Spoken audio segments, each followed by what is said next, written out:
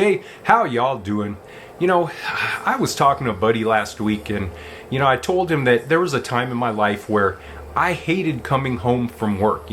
I knew when I got home I was just be depressed. On the weekends I'd be like, man, I'm just gonna be depressed at work. I had distractions. I had calls and different things going on and stuff to keep my mind off of things. But when I was at home, it was like all of those things, all the things that were hurting me, that I was heartbroken over, so on and so forth, those would all just consume me and stuff. And this is before I got treatment and everything like that. But I've realized now with I've talked about my work, how I've made it really Andre neurodivergent friendly and stuff. And, I love going to work, but at the same time, I love coming home too now as well.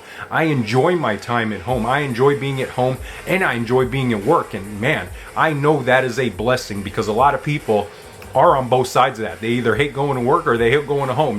Going home. They know the feeling. They know what I'm talking about. They know what I'm expressing and stuff. So I'm very grateful that now I have a life and I've built myself an environment at work and at home where I am happy, where I'm not, just depressed and not just ruminating all these negative things and stuff. I can have a real joy in my life, and that came from being diagnosed. It came from being serious about treatment, being serious about the tools to help me, being serious about taking care of myself mentally and physically, emotionally and stuff. And I see the benefits, and that's why I talk about that stuff and I try to share it with people, because there's a lot of people going through the same things I'm going through and no one knew it. No one knew I was down. No one knew I was leaving work and going home and I was depressed at home and stuff. No one knew it because I hid it so well. And that's what a lot of us neurodivergents do. We hide those things. We mask those things. So a lot of times people have no idea how painful of a life we're living. And sometimes we got to open up and share it, and we need to be serious about fixing things. So have an awesome Tuesday. You're an awesome, amazing human being, and I love you so much. Peace out and bye.